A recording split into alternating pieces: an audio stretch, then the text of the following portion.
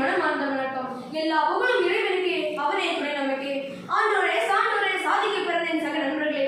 இந்த உலகில் வாழும் ஒவ்வொருவரும் ஏதோ ஒரு வகையில் அன்புடனும் கருணையுடனும் நடந்து கொள்கின்றனர் என்ற அடிப்படையில் உங்கள் முன் பேச எனக்கு கிடைத்த தலைப்பு மனிதநேயம். மனிதநேயம் மற்ற உயிர்களிடமிருந்து நம்மளை வேறுபடுத்தும் ஒரு அடிப்படை குணமாகும். எளிமையாக சொன்னால் மனிதர்களிடம் வெளிப்படக்கூடிய ஒரு பண்பு மனிதநேயம் மலரட்டும். ஒரு மனிதன் அறிவாளியாக இருக்கலாம், ஆண்மை உடையவனாக இருக்கலாம், அதிகாரம் படைத்தவனாக இருக்கலாம். எல்லாம் இருந்தும் அவனிடம் மனிதநேயம் இல்லாவிட்டால் தான் நினைத்ததையும் அவனால் செய்ய இயலாது.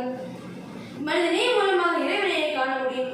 நாம் என்னதான் கோயில் குளம் என்று சென்றாலும் சக மனிதனை நேசிக்காவிட்டால் நமது வேண்டுதல்களை கடவுளும் ஏற்க மறுப்பார்.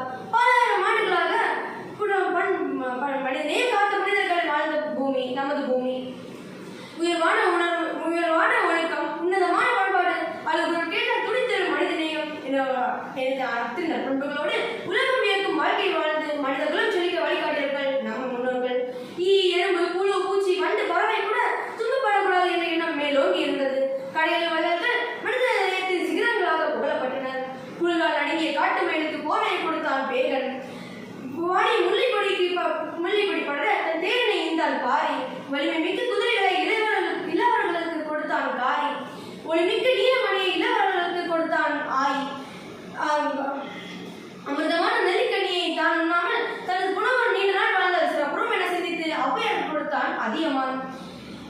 பசியோடு முதல்களுக்கு தேவையான பொருட்களை கொடுத்து மன நிறைவு கண்டு மகிழ்ந்தான் நள்ளி.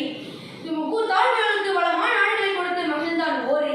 இப்படி அமிர்தம் கிடைத்தாலும் தனக்கென தனித்துண்டு தனித்து வாழாமல் பிறருக்காக வாழ்ந்த சான்றோர்களால் தான் இந்த உலகம் அழியாமல் இன்னும் இருக்கிறது என்று நமது முன்னோர்களின் மனிதநேயம் குறித்து கூறுகிறது புறநானூறு. யாதும் ஊரே யாவரும் கேளு என்று பாடுகிறார் கணியன் கூண்டுகின்றார். வாடிய பயிரை பார்க்கும் போதெல்லாம் என் மனம் வாடுகிறது என்கிறார் வள்ளலார். மனிதன் நோக்க மனிதன் பார்க்கும் வாழ்க்கை இனியுண்டோ என்றார் பாரதியார். தனக்கு தீங்கு செய்பவர் கூட தீங்கு நினைக்கக்கூடாது என்கிறார் மகாத்மா காந்தி. கண்களால் காண முடியும் வாடிய மனிதர்களை நேசிக்காவிட்டால் கண்களால் காண இயலாத இறைவனை எவ்வாறு அன்பு செய்ய முடியும் என்கிறார் அன்னை தெரசா. இப்படி மனிதநேயம் கொஞ்சம் கொஞ்சமாக மண்ணுக்குள் புதைந்து வருகிறது. ஒருவர் விபத்தில் அடிபட்டு இருந்தாலும், பசியால் ஒருவர் கதறி கொண்டு இருந்தாலும், பேருந்தில் பயணம் செய்யும் போது முதியவர்களுக்கு எடுத்து இடம் கொடுக்காமல் இருப்பதும், உதவி கேட்டு ஒருவர் கதறி கொண்டிருந்தாலும் உதவ மனம் இல்லாமல் இருப்பதும், பக்கத்தில் இருக்கும் நபரை பார்த்து சிரிக்க கூட மனமில்லாத அளவுக்கு இந்த மனிதநேயம் காணாமல் போனதுதான் இன்றைய பெரிய வழி. நாம் நமது பரந்த வட்டத்தில் வாழ வேண்டிய மனிதன் தவையாக நான் எழுத குறுகிய வட்டத்தில் வாழ்ந்து கொண்டிருக்கிறான்.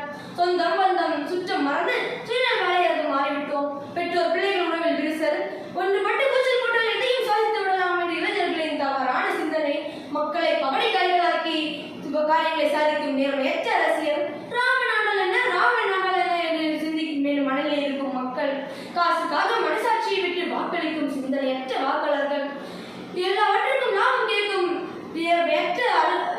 இரக்கமற்ற அரசு அலுவலர்கள், பணமின்றி குறிக்கோளாக கொண்டு செயல்படும் பள்ளிக்கூடங்கள், மருத்துவமனைகள், வணிக வளாகங்கள், அரசாங்கம், இவை அனைத்தும் மனிதநேயம் இன்றியே செயல்படுகிறது.